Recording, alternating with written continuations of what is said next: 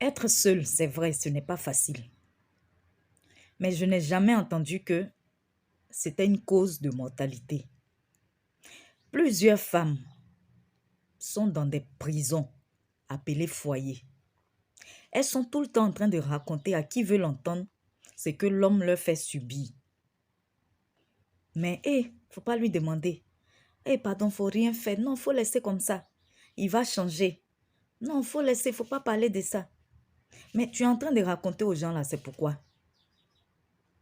Non, il va changer. En temps, elles ne prient même pas. Hein. Dieu les connaît, mais elles ne connaissent pas Dieu. Mais il va changer. Et elles sont dans ça.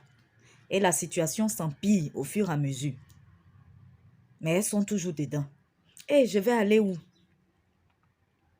On ne les a même pas mariées légalement. Même d'autres, même, on n'a pas fait. Souvent même là, le monsieur même n'est jamais allé chez leurs parents. Mais elles sont là. Avec les enfants là. Si je vais laisser mes enfants à qui? Ma soeur, souvent là, c'est la paresse. Parce que toi-même, avant que tu ne rentres dans sa vie ou avant qu'il ne rentre dans ta vie, là, Dieu t'a créé une personne en part entière avec tous tes membres où tu peux travailler. Alors, d'où vient le fait que si tu le quittes là, ta vie s'arrête en même temps? Il y a des personnes, quand tu leur ouvres la porte de ta vie, c'est comme si tu as fait rentrer de mauvais esprits. Tu as laissé des mauvais esprits entrer dans ta vie. Ta destinée s'arrête. Il y a des personnes qui sont des tueuses de destinée. Ça veut dire quand tu leur ouvres les portes de ta vie, là, toi-même, ta vie là s'arrête. Et tu ne vis que par leur vie maintenant. Le même Dieu qui a dit qu'il n'était pas bon que Adam soit seul dans le jardin d'Éden, c'est le même Dieu là aussi qui a donné le don de célibat à Jésus, qui a fait 33 ans sur la terre. Il ne s'est jamais marié, il n'a jamais connu de femme. C'est le même Dieu là aussi qui a donné le don de célibat à Paul, l'apôtre Paul, qui a écrit tous ces livres-là, Corinthiens, Éphésiens et autres. Donc souvent là,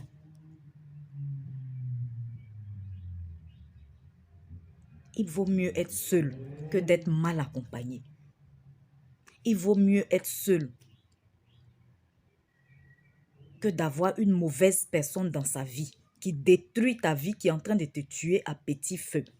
Parce que quand tu vas persister dans ça, demain, quand tu vas mourir, là, lui, il va se remarier et il va continuer de vivre sa vie. Je ne suis pas en train de prôner la séparation, mais souvent, là, il y a des séparations, là, même si c'est temporaire, qui sont nécessaires. Et puis des problèmes, là, on cherche toujours à les résoudre. Quand tu dis à une personne, les mauvaises choses que tu subis, c'est pas juste pour dire à la personne, pour que la personne déteste l'autre, sans même avoir écouté sa version, quand tu dis de ne pas lui demander. Mais c'est aussi en vue que cette personne-là t'aide, te donne des conseils. Mais toi, tu parles. Mais tu ne veux pas qu'on fasse quelque chose dans ta vie. Et tu veux rester dans cette situation-là. Mais tu es toujours en train de te plaindre de cette situation.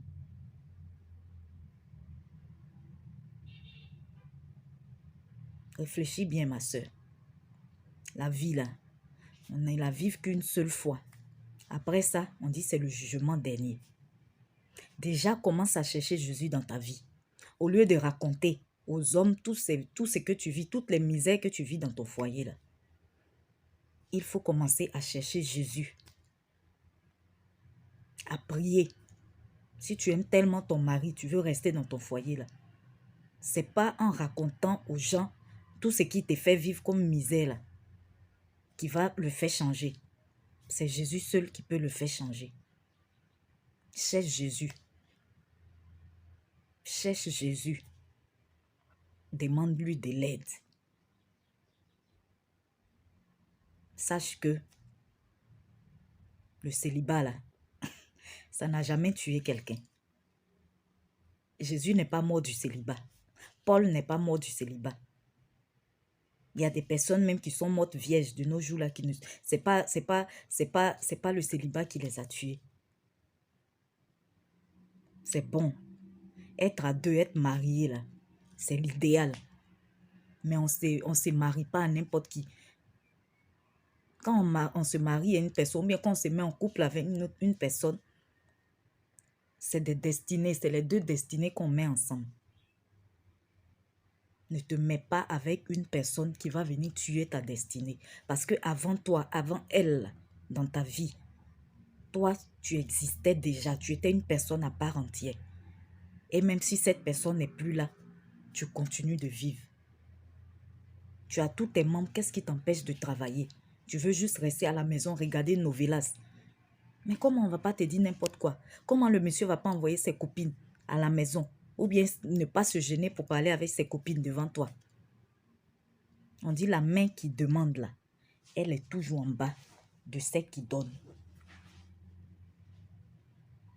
Donc, prends ta vie en main. Prends-toi en charge. Voilà.